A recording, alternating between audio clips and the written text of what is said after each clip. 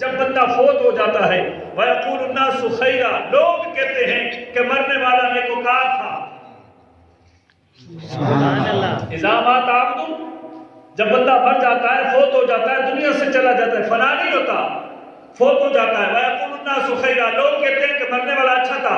وَاللَّهُ يَعْلَمُ فِيهِ شَرًّا، اللہ تعالیٰ کو پتہ ہے کہ مرنے والا گنہگار تھا. بندے کہتے ہیں مرنے والا نیکوکار ہے، اللہ تعالیٰ کو پتہ ہے کہ مرنے والا گنہگار ہے. اب دیکھیں اللہ تبارک و تعالیٰ کی رحمت کو دیکھتے ہیں، اللہ تعالیٰ کی شان رحیمی کو دیکھتے ہیں، اللہ تعالیٰ کی شان کریمی کو دیکھتے ہیں کہ اللہ تبارک و تعالیٰ کیا معاملہ فرماتا ہے. کہ لوگ کہتے ہیں، حضور فرماتے ہیں لوگ کہتے ہیں مرنے والا اچھا ہے، نیکوکار ہے، خیر والا ہے. واللہ یعلم فیہ شرًا، حدیث رسول پڑھ رہا ہوں، اللہ تعالیٰ کو پتہ ہے کہ مرنے والا گنہگار ہے، سیاہکار ہے، اس نے گناہوں میں زندگی کو گزارا ہے، اس نے غلط طریقے کے ساتھ زندگی گزاری. مختصر یہی ہے کہ بندہ گنہگار ہے، انسان کہتا ہے نیکوکار ہے. آئیے شان رحیمی کو دیکھتے ہیں اللہ تبارک و تعالیٰ کی. نبی کریم صلی اللہ علیہ وسلم ارشاد فرمانے لگے، گل بلس کی پتیوں کو حرکت دی، رحمتوں کے پھول برس گئے، دل کا کشور فتح کرنے والی آواز فضاؤں میں گونجی، دل کا کشور فتح کرنے والی آواز میں تیرے میرے لجپال نبی نے مسکرا کر فرمایا، حقیقت کے چہرے سے نقاب لڑتے ہوئے میرے نبی نے فرمایا، قبلت شہادت عبادی علی عبدی. حضور فرماتے ہیں مرنے والا گنہگار ہے، اللہ کو پتہ ہے مرنے والا گنہگار ہے، لوگ کہتے ہیں نیکوکار ہے. اللہ تبارک و تعالی ان بندوں کی گواہی کو قبول فرما کر اس مرنے والے کے گناہوں کو معاف فرما دیتا ہے. نعرہ تکبیر، اللہ اکبر، نعرہ رسالت، یا رسول اللہ، نعرہ حیدری، یا علی.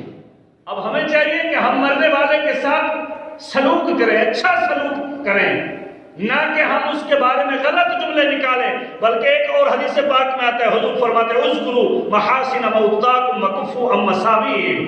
حضور فرماتے ہیں کہ جب بھی اپنے مردوں کو یاد کیا کریں نا، مرنے والوں کو، تو ان کی خوبیاں چن چن کر بیان کیا کریں.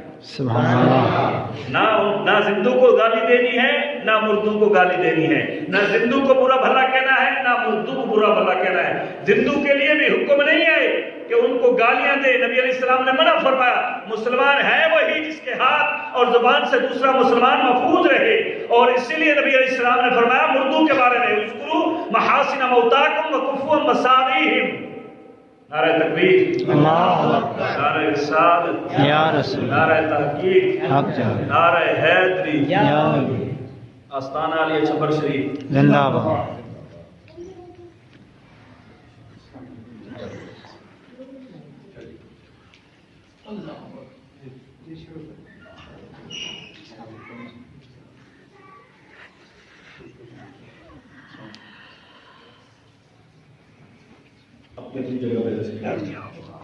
نبی کریم صلی اللہ علیہ وسلم نے ارشاد فرمایا اذکروا محاسن موتاکم وکفوا عن مساوئہم.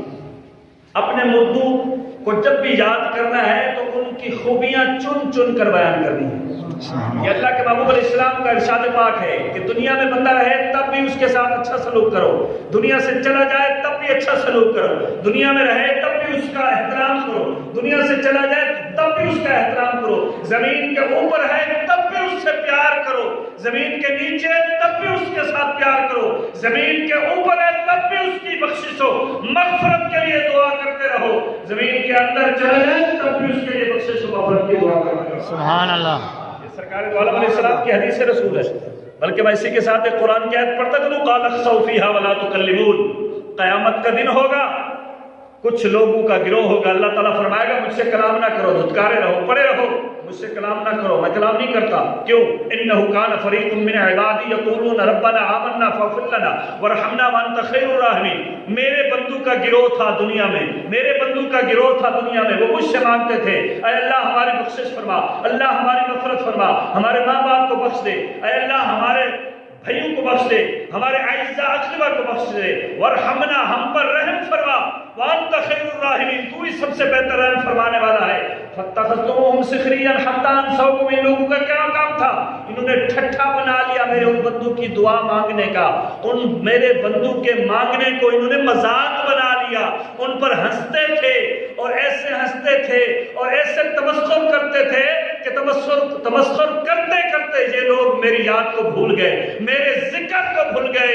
اللہ تعالیٰ فرماتا ہے انی جزیتہم اليوم بما صبروا انہم هم الفائزون، میرے بندوں نے ان کی باتوں پر صبر کیا، آج میں جنت کا بدلہ ان کو دے رہا ہوں۔ سبحان اللہ۔ ہمارا کام اللہ تعالیٰ نے قرآن میں بیان فرمایا کہ میرے بندے تھے جو مجھ سے مانگتے تھے، یقولون ربنا، اے اللہ ہماری بخشش فرما، ہم تجھ پر ایمان لے، ہمارے گناہوں کو معاف فرما، ہمارے والدین کے گناہوں کو معاف فرما، ہم پر رحم فرما، تو سب سے بہتر رحم فرمانے والا ہے۔ تو اس لیے ہمیں چاہیے کہ ہم اپنے زندوں کے لیے بھی بخشش و مغفرت کی دعا کریں، اور جو متوفی حضرات قبروں کی زینت بن چکے ہیں ان کے لیے بھی بخشش و مغفرت کی دعا کریں۔